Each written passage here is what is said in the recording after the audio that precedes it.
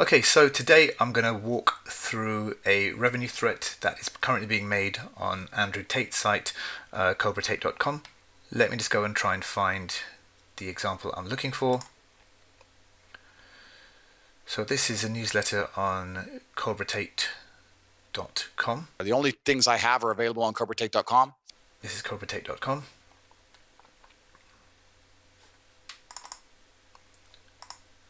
So let me just fill this in. So what I'm really doing here is I'm kind of demonstrating a revenue threat in action. Now, a revenue threat is anything that sits within an online sales process, or any sales process actually, and it stops you from generating more sales and revenue. Most of the times these things are sitting there in plain sight, so it's very difficult to find them and get rid of them. But if you do get rid of them, you will actually generate far more sales and revenue. And you can see this in one of our latest actual testimonial video. We'll actually see the CEO of an international language learning company going on record and saying our work will make them millions of dollars. In terms of dollar value, over the lifetime of the business, it's going to be in the millions, beyond a doubt. So here's a revenue threat in action. Okay, so let me just start by filling out this form. Okay, so I've just filled in this form here online, and you'll see next, if I click subscribe now, watch what happens. Okay, it goes, that's all it did. Now you're going to say, what's wrong with that? It went to a thank you page, right? And this is CobraTate.com/newsletter, as you can see there. Now, the problem here with this is that, let me show you something. Okay, so I'm hoping that you can see my screen right now. I've just gone to YouTube and typed in Andrew Tate. Actually, let's try, I was going to do interview, but okay, let's do podcast, right? And going down, okay, you see, so this was 10 hours ago, it's got 17,000 views. This is not an official upload actually. Here we go, right? So 2 months ago, this interview here has had 9.6 million views. Okay, just from 10 days ago, this interview with Andrew Tate has had 1.3 million views. Okay, so there's a lot of, this is another, sounds like another copy. It's got 500,000 views. On this one, this is from 17 hours ago, 2.7 million views, 1.1 million views from 3 weeks ago, another 1.1 million views from 3 weeks ago.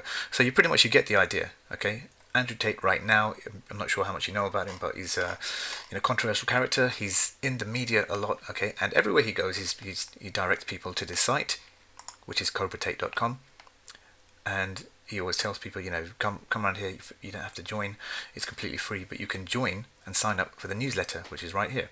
Okay, so knowing that, and you've seen all these millions and millions of views that Andrew Tate right now is generating, he's got a lot of attention on him. How many people a week do you think sign up for this newsletter, right? Probably loads and loads.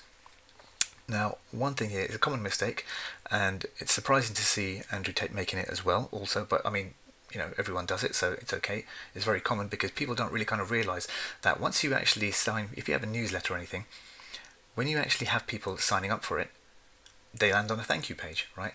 Now, I'm going to show you, within this video, I'll show you what happened when I signed up for this newsletter via my phone. Okay, so I'm going to put a screenshot. I've just done this right now. I've signed up for the exact same newsletter online, but this time I did it on my phone. Okay, you probably won't be able to see that, but I'll put a screenshot of what I can see on my phone. And you'll notice that both of these thank you pages, they are a blank page. Okay, so you've got the attention of probably tens of thousands, maybe hundreds, maybe even millions of people, right, who have got their attention focused specifically right now on this page, and all it says is thanks for signing up. Okay, this is the ideal time to get someone to either sign up for a very low front end offer, or take them to a landing page where you're able to sell something further, or basically just turn this attention and generate more sales and revenue from this attention. And you'll actually find that many people online make this mistake. Okay, they just leave a blank thank you page, or they'll say a message like thanks for signing up or something similar to that. And by doing that, it's you're missing out on probably at this rate, if you've got a lot of people coming through, maybe hundreds of thousands of dollars in front end sales for something. You could have a product with a very small price advertised here just to get people in over that initial hump that takes place, so that you can actually sign them up for something and generate some revenue from them. Or you could offer a free, the fact that they've signed up for your newsletter, they I would say that they kind of they're more important than just the average bystander. And you could actually give them a free offer and say, listen, thanks for signing up. Because you did that, here's a 50% offer, or here's the first month free of our, our paid program, monthly program, which I think Andrew Tate's, it's right here in the bottom left here, called The Real World. And so you're missing out a lot of revenue just by making this mistake. So there's a lot of products here as well. You can see here top G products. So you could have, this is the perfect place to make an offer, but a lot of people don't actually do that. By not using this space and really optimizing it, you're actually missing out on a lot of extra revenue and sales. So that's a problem. Oh, by the way, I learned this from one of the my mentors, Mark Joyner, and he back in the day he had a bunch of guys and taught this idea. And I used to be a full-time affiliate for maybe 10 years, and one of the methods that we would use is we'd go up to people like this and would contact websites like this and say, listen, you've got you just got a blank thank you page. Can we put a message on your page? And we drive traffic like that over to our pages, affiliate pages sometimes, and we generate a lot of extra sales by just using this one simple trick. And you can actually still do this today as well. So if you go around, you see these thanks for signing up pages, go to people and say, listen, you've got a lot of people coming through, can we use this real estate, can we do a split 50-50 split, or do something like that, and you can work out a deal. You can actually make revenue, so you can partner yourself up with a behind the door affiliate program, and you could go to many websites today, and you could probably still generate revenue from pretty much nothing by doing this. Okay, if the company's not using that space, somebody else should be. That someone should be you, if you're able to spot these opportunities.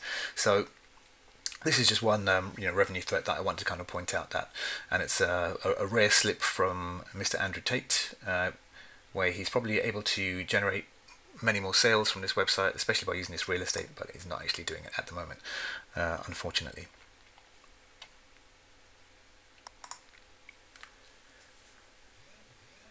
Now, in all fairness to Andrew Tate, he did actually have a different website. I think it was for Hustlers University. I've tried to look right now just on my phone because I saw the screenshot, because that's where it happens most. And there's another revenue threat that was taking place, which everybody makes, but actually on the Hustlers University website, it wasn't actually being made, and he had fixed it. But I can't find the screenshot of it right now, and I'm trying to look for it on my phone, but it's not happening. But I'll just kind of walk you through it. So here's what it is. Okay, it's called a glass bottom. So when people are on a website, you'll see, like, this is a company right now that's making it. This company has a glass bottom. You can't see because of the ratio of my screen is kind of made for YouTube. But if you actually see here, what I see at the bottom of my screen is something which looks like just that there on the screen. And when the page first loads, it looks like this is the end of the page.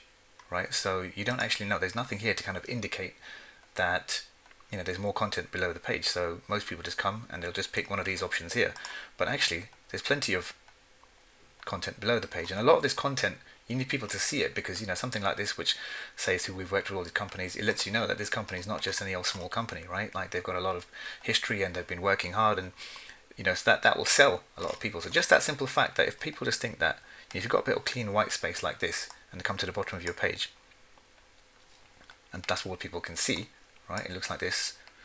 Then they just think that there's nothing else on the page. So how you avoid that is something that on Hustlers University, one of the original pages I've seen, it's changed now because I just took a look, but it's not there. But I'll show you on our own website.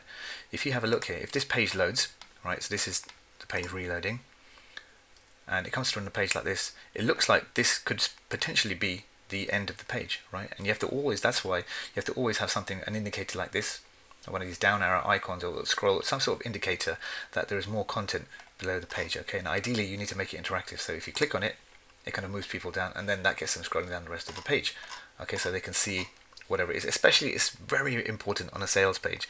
So I'll give you, and Andrew Tate, he lost a point, but he actually gained a point back there, because he did have something very similar to this on his own website, especially when I was scrolling on mobile, where it's a big problem. So it's just another example of a revenue threat, one that is currently being made at the moment, and one that was currently fixed. Okay, lots of people make them, and believe it or not, it costs a lot of companies depending on how much traffic you've got going through your site, it can cost you a lot of money. And just fixing these small, simple things, these, removing these revenue threats, can make a big difference to how much revenue and sales a site is making. So, you've got to keep your eyes open. You've got to know how to kind of spot these things, know how to identify them, just kind of hunt them down, and then fix them. These small gaps in the website in the sales process can end up actually costing a lot of people a lot of extra revenue, okay, and extra sales. So that's just an example for you guys. I hope you found that useful.